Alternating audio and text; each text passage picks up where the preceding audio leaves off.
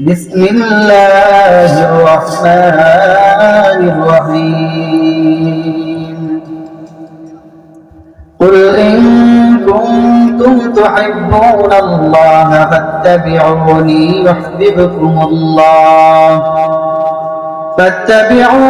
يحببكم الله ويغفر لكم ذنوبكم والله غفور رحيم صدق الله العظيم وصدق رسوله النبي الكريم ونحن على ذلك لمن الشاهدين والشاكرين والحمد لله رب العالمين اللهم صل على محمد وعلى آل محمد كما صليت على إبراهيم وعلى آل إبراهيم إنك حميد مجيد اللهم بارك على محمد وعلى آل محمد كما باركت على إبراهيم وعلى آل إبراهيم إنك حميد مجيد दुनिया की सदाकत में तेरा नाम रहेगा दुनिया की सदाकत में तेरा नाम रहेगा सिद्दीक तेरा नाम से इस्लाम रहेगा सिद्दीक तेरा नाम से इस्लाम रहेगा दुनिया की अदालत में तेरा नाम रहेगा दुनिया की अदालत में तेरा नाम रहेगा फारूक तेरा नाम से इस्लाम रहेगा फारूक तेरा नाम से इस्लाम रहेगा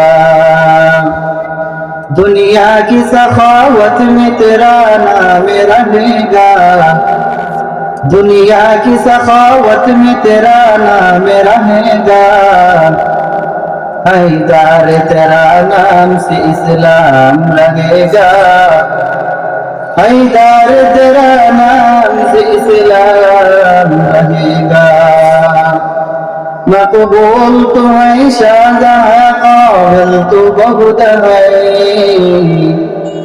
मकबूल तो है शाहजहां काबिल तो बहुत है आईना के मनंदे तो नहीं दिल तो बहुत है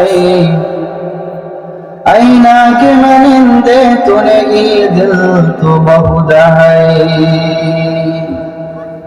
अल्हम्दुलिल्लाह আল্লাহ পাক রব্বুল আলামিনের দরবারে অসংখ্য অগণিত শুকর যে আল্লাহ সুবহানাহু ওয়া তাআলা আমাদেরকে মাগরিবের নামাজ আদায় করে একটি জান্নাতি বাগানে আসার বসার তৌফিক দান করেছেন সেই জন্য সেই মালিকের কাছে শুকর আদায় করছি আলহামদুলিল্লাহ আজকে এখানে একটি জান্নাতের বাগান এখানে অনেক বড় বড় আলেম ওলামারা আসবেন কোরআন ও হাদিস নিয়ে কথা বলবেন আমি অরব আমি গুনাহগার আপনাদের সম্মুখে অল্প কিছুক্ষণ কথা বলবেন ইনশাআল্লাহ সময় খুবই সংক্ষিপ্ত আজকে ওয়াজিব বক্তা অনেক বেশি তাই সময় খুবই অল্প এই অল্প সময়ের মধ্যে দু একটি কথা বলবেন ইনশাআল্লাহ যে যেখানে আছেন আমি সকলকে অনুরোধ করব আপনারা মাহফিলের ভিতরে চলে আসুন মাহফিলের কি আদব অনুযায়ী মাহফিলের শৃঙ্খলা বজায় রাখে প্রত্যেকেই রাস্তা থেকে বাজার থেকে বাড়ি থেকে মাহফিলের ভিতরে চলে আসুন ইনশাআল্লাহ তো আমি যে আয়াতখানা পড়ছি এই আয়াতের উপর অল্প কিছু কথা বলবো ইনশাআল্লাহ তার আগে আমি বলতে চাই আল্লাহ পাক রব্বুল আলামিন আমাদেরকে দুনিয়ার মধ্যে পাঠাইছেন আল্লাহ তাআলার ইবাদত করার জন্য আল্লাহ তাআলার বندگی করার জন্য আল্লাহ তাআলা একটা উদ্দেশ্য নিয়ে আমাদেরকে বানাইছেন সেই উদ্দেশ্যটা হলো আমরা আল্লাহ তাআলার গোলামি করব আল্লাহ তাআলার ইবাদত করব কিন্তু অনেকজন মনে করতেছে আমরা যে আমরা এমনি দুনিয়াতে আসছি থাকবো এরপর মরার সময় হয়ে গেলে মরে যাব এটা হলো ভুল ধারণা আল্লাহ তাআলা বলতেছেন আমি তোমাদেরকে অনর্থক সৃষ্টি করি নাই অযথাই সৃষ্টি করি নাই আমি আল্লাহ তাআলা একটা উদ্দেশ্য নিয়ে তোমাদেরকে সৃষ্টি করছি। সেই উদ্দেশ্যটা হলো আমি তোমাদেরকে পরীক্ষা করতে চাই, দেখি বান্দা তোমরা আমার কথা মানো কি মানো না। এটা উদ্দেশ্য আমার। আমার উদ্দেশ্য হলো দুনিয়ার বুকে আমার ইবাদত করবা, আমার গোলামি করবা। এই জন্য মানুষকে আমি আল্লাহ তাআলা বানাইলাম। কিন্তু মানুষ সব কিছু বাদ দিয়া, নেক আমল বাদ দিয়ে এখন আল্লাহ তাআলা নাফরমানি শুরু করে দিয়েছে। এই জন্য আল্লাহ তাআলা কুরআনুল কারীমের মধ্যে বলেন, ওয়া মা খালাকাতুল জিন্না ওয়াল ইনসা ইল্লা লিয়াবুদুন। আল্লাহ তাআলা পবিত্র কালামের মধ্যে বলেন, ওয়া মা খালাকাতুল জিন্না ওয়াল ইনসা ইল্লা লিয়াবুদুন। আল্লাহ তাআলা বলেন, দুনিয়ার বুকে আমি আল্লাহ তাআলা জিন এবং ইনসানকে বানাইছি, তারা আমার ইবাদত করবে, আমার গোলামি করবে। আল্লাহ তাআলার ইবাদত, আল্লাহ তাআলার বندگی করার জন্য আমাদেরকে বানাইছেন। কিন্তু আজকে আমরা আল্লাহ তাআলার গোলামি বাদ দিয়ে দিছি, আল্লাহ তাআলার ইবাদত বাদ দিয়ে দিছি, আল্লাহ তাআলার নাফরমানি শুরু করে দিছি। এই দুনিয়ার মধ্যে আমরা কেউ থাকবো না, এই দুনিয়া থেকে আমাদের বিদায় হতে হবে। এই কথা আমরা ভুলিয়া গেছি রে বাবা। আল্লাহ পাক রব্বুল আলামিন এই কথাটাই বলেন যে দুনিয়ার বুকে আমি আল্লাহ তাআলা জিন এবং ইনসানকে বানাইছি, তারা আমার ইবাদত করবে, আমার গোলামি করবে। গোলামি করার জন্য আল্লাহ তাআলা আমাদেরকে বানাইছেন। এটা হলো আল্লাহ তাআলার উদ্দেশ্য। আল্লাহ তাআলা কুরআনুল কারীমের মধ্যে বলেন, বান্দা দুনিয়ার বুকে তোমাদেরকে প্রেরিত করলাম, তোমাদেরকে পাঠাইলাম আমার ইবাদত আর বندگی করার জন্য। আজকে যারা আল্লাহ তাআলার গোলামি, আল্লাহ তাআলার ইবাদত বাদ দিয়ে দিয়েছে, তারা হয়তো ভুলে গেছে একদিন আল্লাহ তাআলার কাছে ফিরে যেতে হবে, আল্লাহ তাআলার সামনে জবাব দিতে হবে। ওই দিন কি জবাব দিবে রে বাবা? ওই কথা যদি তোমার স্মরণে থাকে, দুনিয়ার বুকে তুমি গুনাহ করতে পারো না, দুনিয়ার বুকে তোমার সময়কে যেমনি তেমনি কাটাইতে পারো না। আজকে ওই চিন্তাটা নাই, এই জন্য তোমার ইচ্ছা মতো চলতেছ। তবে মনে রাখিও ভাই, এই দুনিয়া থেকে কিন্তু একদিন তোমাকে আমাকে বিদায় হতে হবে। আল্লাহ তাআলা বলেন, এই দুনিয়ার মধ্যে যা কিছু আছে সমস্ত সবকিছু একদিন ধ্বংস হয়ে যাবে, সবকিছুকে একদিন বিদায় হতে হবে। এই পৃথিবীর মধ্যে যা কিছু আছে সব কিছু শেষ হয়ে যাবে, কিছু থাকবে না। এই জন্য বাবা তুমিও থাকবা না, আমিও থাকবো না। যেহেতু দুনিয়া থেকে চিরতরে বিদায় হতে হবে, মাওলার ইবাদত করে যদি কবরে যাইতে পারে, মাওলার কবরের মধ্যে আমাদের জন্য জান্নাতি বিছানা বিছায় দিবে। এবং মৃত্যুর পর আমাদের কোনো ভয় নাই, চিন্তা নাই।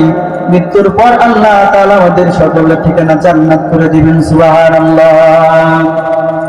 ভাইরা আমার, বন্ধুরা আমার, আমি যে এখন বলছি, আল্লাহ পাক রব্বুল আলামিন কুরআনুল কারীমের মধ্যে বলেন, কুল ইন কুনতুম তুহিব্বুনাল্লাহ ফাত্তাবিউনি ইউহিব্বুকুমুল্লাহ ওয়া ইয়াগফির লাকুম যুনুবাকুম আল্লাহু গফুরুর রহিম। আল্লাহ তাআলা জানায় দেন, ওগো নবী, আপনি আপনার উম্মতদেরকে বলে দেন, আপনি আপনার উম্মতদেরকে বলে দেন, তারা যদি আমি আল্লাহ তাআলাকে ভালোবাসে, তারা যদি আমি আল্লাহকে মহব্বত করে, তবে তারা যেন আপনি নবীকে ভালোবাসে। তারা যদি আপনি নবীকে ভালোবাসে, আপনি নবীকে অনুসরণ করে, অনুকরণ করে, তাহলে আমি আল্লাহ তাআলাও তাদেরকে ভালোবাসবো। শুধু তাই নয়, আমি আল্লাহ তাআলা তাদের গুনাহগুলো মাফ করে দিব। সুবহানাল্লাহ। এই জন্য বাবা, আল্লাহ তাআলা নবীকে জানায় দেন, আপনি আপনার উম্মতদেরকে বলে দেন, তারা যদি আমি আল্লাহ তাআলাকে ভালোবাসে, তবে যেন আপনি নবীকে তারা অনুসরণ, অনুকরণ করে। যদি তারা আপনি নবীকে অনুসরণ, অনুকরণ করতে পারে, আমি আল্লাহ তাআলা তাদেরকে মাফ করিয়া আমি আল্লাহ তাআলার জান্নাতের মধ্যে ঢোকায় দেব। সুবহানাল্লাহ। এই জন্য বাবা, খুব মনোযোগ দিয়ে শুনেন, সময় সংক্ষিপ্ত, সময় অল্প। এই অল্প সময়ের মধ্যে দু একটি যাই কথা বলি, ইনশাআল্লাহ মনোযোগ দিয়ে শুনেন। আল্লাহ পাক রব্বুল আলামিন বলেন, দুনিয়ার বুকে আমার বান্দা বান্দি যদি আমি আল্লাহ তাআলাকে ভালোবাসে, আমি আমার বন্ধু নবীকে ভালোবাসে, আমি আল্লাহ তাআলা কঠিন হাসরের ময়দানে তাদের জন্য জিম্মাদার হয়ে যাব। এই জন্য বাবা দুনিয়ার বুকে গুনার কাজ ছেড়ে দিয়া নবীর আদর্শ দিয়ে জীবন কাটান, নবীর সুন্নত দিয়ে জীবন কাটান, নবী যেভাবে জীবন যাপন করেছেন সেভাবে কাটান। যদি এইভাবে জীবন যাপন কাটাইতে পারেন, কঠিন হাসরের ময়দানে আপনার জন্য কেউ সুপারিশ না করবে, ওই দিন আপনার জন্য সুপারিশ করবে আপনার আমার দয়ার নবী, মায়ের নবী জনাবে মুহাম্মদুর রাসূলুল্লাহ সাল্লাল্লাহু আলাইহি ওয়াসাল্লাম। এই জন্য বাবা খুব মনোযোগ দিয়ে শুনেন, আজকে নবীর মায়া নাই, নবীর মহব্বত আমাদের অন্তরে নাই, নবীর ভালোবাসা আমাদের দিলের ভিতরে নাই। নবীর জন্য যে একটা আন্তরিকতা, একটা ভালোবাসা, ওইটা আমাদের মনের ভিতরে নাই। কারণ কি? আমাদের মন, আমাদের অন্তর নষ্ট হয়ে গেছে।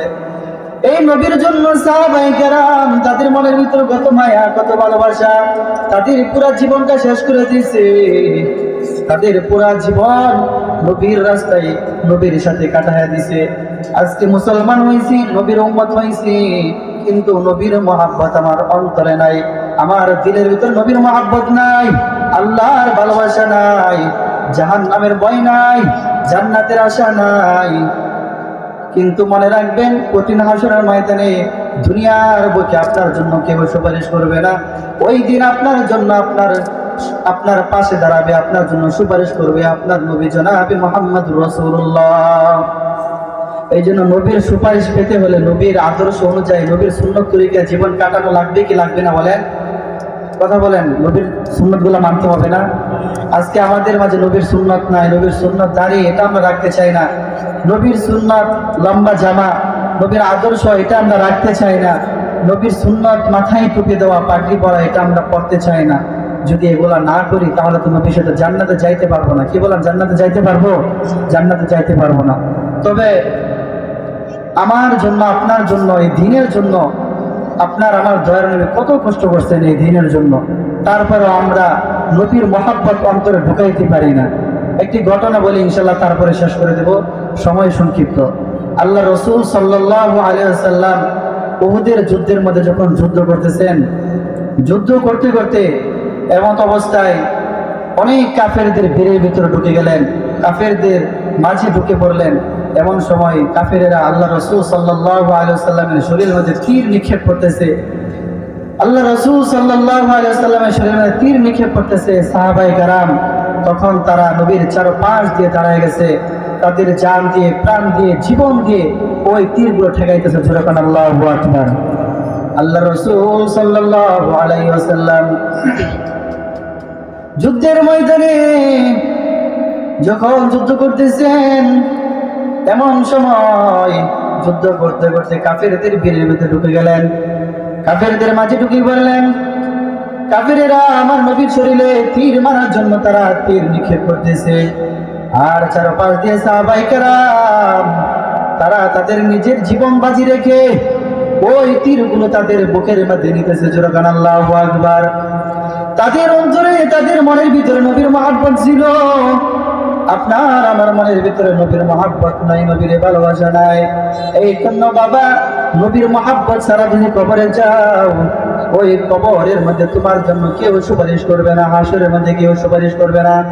যে কথাটা বলতে চাচ্ছি, আল্লাহ রাসূল সাল্লাল্লাহু আলাইহি ওয়াসাল্লাম যুদ্ধ করতে করতে যখন কাফেরদের ভিড়ের মধ্যে ঢুকে গেলেন, এমত অবস্থায় আল্লাহ রাসূল সাল্লাল্লাহু আলাইহি ওয়াসাল্লামের মাথার মধ্যে অথবা চেহারার মধ্যে দুইটি লোহার কড়া ঢুকিয়া গেল। মাথার মধ্যে অথবা চেহারার মধ্যে যখন দুটি লোহার কড়া ঢুকিয়া পড়ল, আল্লাহ রাসূল সাল্লাল্লাহু আলাইহি ওয়াসাল্লাম জমিনের মধ্যে কাঁধ হয়ে পড়ে গেলেন। আল্লাহ রাসূল সাল্লাল্লাহু আলাইহি ওয়াসাল্লাম জমিনের মধ্যে পড়ে গেলেন। এমন সময় কাফেররা বলে, কুতিলা মুহাম্মদ, মুহাম্মদ রাসূলুল্লাহ সাল্লাল্লাহু আলাইহি ওয়াসাল্লাম শহীদ হয়ে গেছে রে। এই কথা যখন ওই যুদ্ধের মধ্যে ছড়ায় পড়ল, সাহাবায়ে কেরামরা যুদ্ধ করতেছে, সবাই তরোয়াল, সবাই তরবারি ফালায়া দিছে। কার জন্য যুদ্ধ করবে? নবী নাই, নবী মারা গেছে, নবী শহীদ হয়ে গেছে। সাহাবায়ে কেরাম তারা যুদ্ধ অস্ত্র শস্ত্র ফালাই দিছে, কিন্তু কিছুক্ষণ পর শুনতে পেল নবী মরে নাই, নবী নিহত হয় নাই, নবী আহত হয়ে গর্তের মধ্যে পড়ে আছে। আল্লাহ রাসূল সাল্লাল্লাহু আলাইহি ওয়াসাল্লাম যখন ওই মাথা দিয়ে লহর করা ঢুকে পড়লো, আর ওই দিক দিয়ে দুইজন সাহাবী, একজন হযরত আবু বকর রাদিয়াল্লাহু তাআলা আনহু আর একজন আবু উবাইদা রাদিয়াল্লাহু তাআলা আনহু দৌড়ায়। আল্লাহ রাসূল সাল্লাল্লাহু আলাইহি ওয়াসাল্লাম জমিনের মধ্যে কাটিয়ে পড়ে আছে, সাহাবী দুইজন দৌড়ায়। আবু বকর রাদিয়াল্লাহু তাআলা সামনে বাড়ে, হযরত আবু উবাইদা রাদিয়াল্লাহু তাআলা ডাক দিয়ে কয়, এরে আবু বকর ভাই, তুমি নবীর অনেক খেজমত করছো, নবীর পাশে থাকো সব সময়, নবীর সকল খেজমত তুমি করো, আজকে আমি আবু উবাইদাকে তুমি এই খেজমতটা করতে দাও, এই উপকারটা করতে দাও। তখন হযরত আবু বকর রাদিয়াল্লাহু তাআলা আনহু হযরত আবু উবাইদা রাদিয়াল্লাহু তাআলা আনহুকে এই খেজমত করার সুযোগ দিলেন। হযরত আবু উবাইদা রাদিয়াল্লাহু তাআলা আনহু দৌড়ায়া নবীর কাছে যান। নবীর কাছে যাওয়ার পর ওই লোহার করার মধ্যে যায় তার দাঁত দিয়ে কামড় দেয়, যেরকম আল্লাহু আকবার। লোহার করার মধ্যে তার দাঁত দিয়ে কামড় দেওয়ার কারণে তিনি এত জোরে টান দিছেন, এই এত জোরে টান দেওয়ার কারণে তার দাঁত একটা ভাঙ্গিয়া গেছে, যেরকম আল্লাহু আকবার। তারপর আবু উবাইদা ওই লোহার করা ছাড়া নাই, কামড় দিয়া নিয়ে আসছেন, এই জন্য একটি দাঁত ভাঙ্গিয়া গেছে। আল্লাহ রাসূল সাল্লাল্লাহু আলাইহি ওয়াসাল্লাম তখনও তার কোনো হুঁশ নাই, জ্ঞান নাই। আল্লাহ রাসূল জমিনের মধ্যে কাঠ হয়ে শুয়ে আছেন। আবু উবাইদা আবার আরেকটি কামড় দিল, কামড় দেওয়ার কারণে আবু উবাইদার আরো একটি দাঁত ভাঙ্গিয়া গেল, যেরকম আল্লাহু আকবার। নবীর মহব্বতে, নবীর ভালোবাসায়, নবীর জন্য এত পরিমাণ তারা কষ্ট করেছে, তারা নিজের জীবনকে জীবন মনে করে নাই। এমন সাহাবী আছে নবীর মহব্বতে কোনোদিন তারা নিজের বাড়ি ঘরটা পর্যন্ত করে নাই, সব সময় নবীর পাশে পাশে থাকতেন। যাই হোক মুহতারাম হাজিরিন, সেই কথাটা বলতে যাচ্ছি, হযরত আবু উবাইদা রাদিয়াল্লাহু তাআলা আনহু দ্বিতীয় নাম্বার কামড় দেওয়ার পর তিনি ওই লোহার করাটা নিয়ে আসলেন। ওই লোহার করাটা নিয়ে আসলেন, এই ফলে আবু উবাইদার আরো একটি দাঁত ভাঙ্গিয়া গেল। এই ঘটনা দেখিয়া হযরত আবু বকর রাদিয়াল্লাহু তাআলা আনহু কয়, এরে আবু উবাইদা, তুই তো আহত হয়ে গেছো, তোর তো দাঁত ভাঙ্গিয়া গেছে।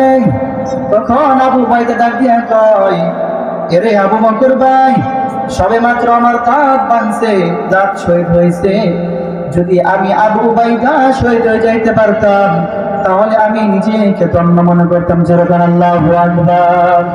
সাহাবায়ে কেরাম নবীর জন্য তাদের জীবনটা সব সময় বাজি ধরে রাখতেন, সব সময় নবীর জন্য জীবন ধরে রাখতেন। কিন্তু আজকে আপনি আমি এমন মুসলমান হয়েছি রে বাবা, নবীর জন্য মায়া নাই, নবীর জন্য মহব্বত নাই, নবীর জন্য মনের ভিতরে কোনো ভালোবাসা নাই। কিন্তু মনে রাখিয়েন, কঠিন হাসরের ময়দানে দুনিয়ার কোনো মানুষ আপনার জন্য সুপারিশ না করলেও ওই দিন কিন্তু আপনার জন্য আমার জন্য সুপারিশ করবেন আপনার প্রিয় নবী জনাবে মুহাম্মদুর রাসূলুল্লাহ সাল্লাল্লাহু আলাইহি ওয়াসাল্লাম। এই জন্য বাবা, আমি একটা কথা বলতে চাই, দুনিয়ার বুকে যতদিন বাঁচবেন নবীর মহব্বত অন্তরে ঢুকান, নবীর মহব্বত নিয়ে বাঁচুন। যদি নবীর মহব্বত নিয়ে বেঁচে থাকেন, আপনার দুনিয়া ও আখিরাত সাফল্য হয়ে যাবে। দুনিয়ার বুকে আপনার কোনো ভয় নাই, আখিরাতেও কোনো ভয় নাই, ফুলসিরাতেও কোনো ভয় নাই। মৃত্যুর পর আল্লাহ সুবহানাহু ওয়া তাআলা আপনার কবরের মধ্যে জান্নাতি বিছানা বিছায় দেবে, যেরকম না সুবহানাল্লাহ। এই জন্য মুহতারাম হাজিরিন, সময় শেষ, সময় সংক্ষিপ্ত। আমি আপনাদের এলাকার সন্তান, এই হিসাবে দু একটা কথা বললাম। অনেক দূর থেকে আসছি, সকলের কাছে দোয়া চাই যেন আল্লাহ তাআলা আমি অদমকে দ্বীনের জন্য কবুল করেন, আমি অদমকে আল্লাহ তাআলা যেন গুনাহ থেকে মুক্ত রেখে দ্বীনের জন্য কবুল করেন। এবং আপনাদের সকলের নেক দোয়া চাই, আপনাদের সকলের নেক দোয়া চাই। আমি আমার এই অল্প দু একটা বাংলা ছড়া কথা এখানে সমাপ্ত করে আপনাদের কাছে বিদায় নিচ্ছি। আসসালামু আলাইকুম ওয়া রাহমাতুল্লাহি ওয়া বারাকাতুহু। আলহামদুলিল্লাহ, মাশাআল্লাহ, জাযাকাল্লাহ।